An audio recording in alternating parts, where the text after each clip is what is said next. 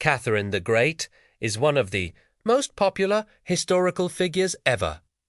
No matter if you know her through social media, TV, or movies, this woman has a lasting impression on pop culture even centuries after she died. But who was Catherine and why should you care? Welcome to my channel. Today, we will be talking about Catherine the Great, the woman who transformed Russia forever. Viewer discretion is advised for this video, as some of this video may be offensive or disturbing. We, the makers of this video, in no way support or condone the actions of the subject. Catherine the Great was born on May 2, 1729, in the city of Stettin, which at the time was a part of Sweden, but now is known as Szczecin and is located in Poland. Her birth name was Sophie Augusta Friederike von Anhalt-Zerbst. It might not have been very Russian, but she would soon change that. She grew up speaking German with her family and never really mastered Russian until she moved to St. Petersburg at age 16 to marry the man who would become Peter III of Russia. A marriage of convenience between two royal families. Catherine had no say in the matter. And as she herself said, she knew nothing of Russia, its customs, language, or geography. Her education was limited to music, dancing, history, and literature. Peter and Catherine's marriage was unhappy and childless, though historians do debate whether Catherine was at fault or not. Once married into the Russian royal family, Catherine converted to Russian Orthodoxy and changed her name to Catherine Alexeyevna. It seems that her decision to convert was genuine, too, as she took great interest in religious affairs throughout her life. After her marriage failed, it wasn't long before Catherine was looking elsewhere for love. Though she was married to Peter, it was rumored that he had an affair with his wife's closest confidant, a woman named Elizaveta Voronina.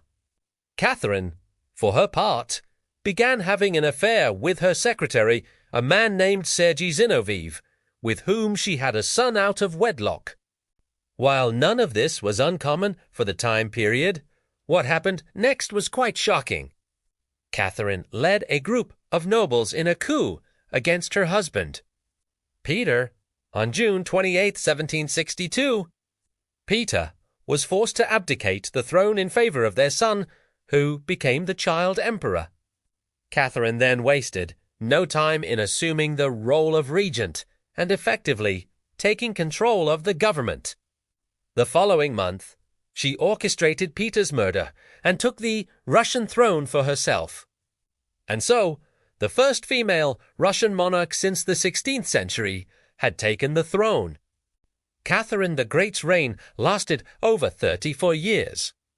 It was during this time that she truly made her mark on Russia and Europe. First, let's talk about her impact on Russia. When she came into power, the country was a mess. There were significant social and economic problems, and it was still recovering from Peter the Great's war with Sweden. But Catherine was able to turn things around and make Russia a major European power. She did this by implementing many new laws and policies that modernized the country. For example, she introduced a new legal code, reformed the education system, and abolished torture. In addition, she patronized the arts and sciences, which helped to make Russia a cultural center of Europe. As a result of all these reforms, Russia became much more stable and prosperous during Catherine's reign. She is considered, by many, to be the greatest Russian monarch of all time. The secret to Catherine's success was her ability to get things done regardless of how brutal she had to be to get them done. From Catherine's first days in power, she faced opposition from the Russian nobility. They resented her foreign ways and did not trust her motives. However, Catherine was not one to be intimidated.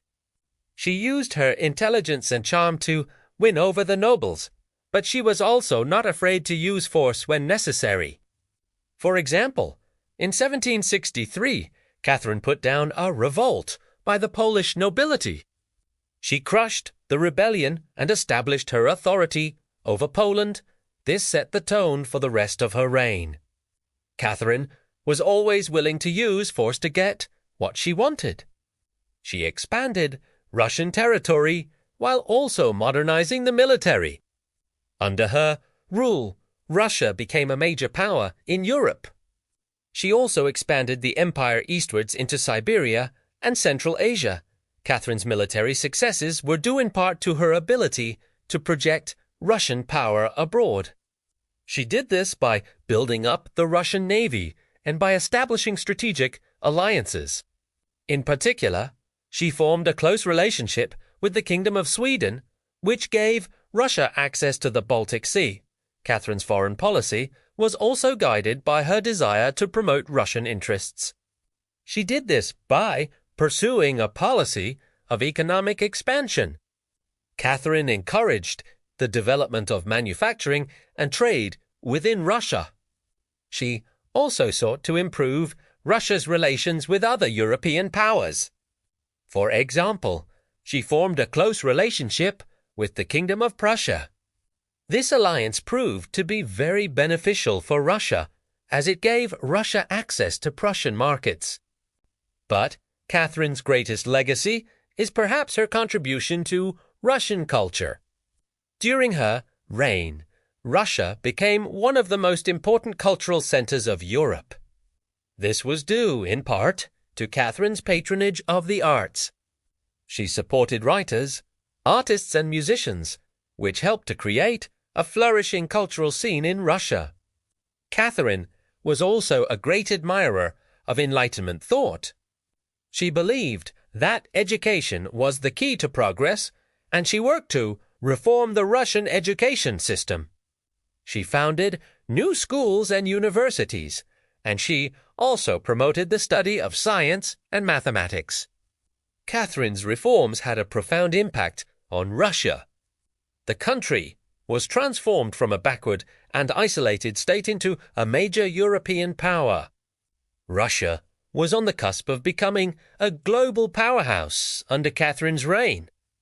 Now, let's shift our focus to Catherine's personal life.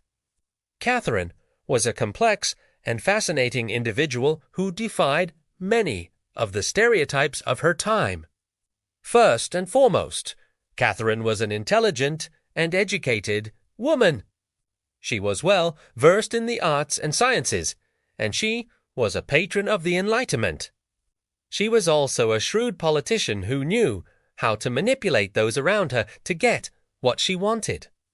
Catherine was a strong believer in the power of image. She carefully cultivated an image of herself as a powerful and benevolent monarch. She was very conscious of how she appeared in public, and she used her appearance to project an image of strength and authority. Despite her outward appearance of strength, Catherine was also capable of great kindness and compassion. She was a patron of the arts and sciences, and she was also very generous to those who she favored. However, it is important to remember that Catherine was not perfect. She was often ruthless and autocratic, and she was not above using violence to achieve her goals. It is important to note that, while Catherine was a champion of Enlightenment ideals, she was also a supporter of serfdom. This is a bit of a contradiction, as serfdom is obviously not in line with the ideals of the Enlightenment. However, it is important to remember that Catherine was a product of her time. Serfdom was common practice in Russia and throughout Europe, and Catherine was not willing to go against what was considered normal.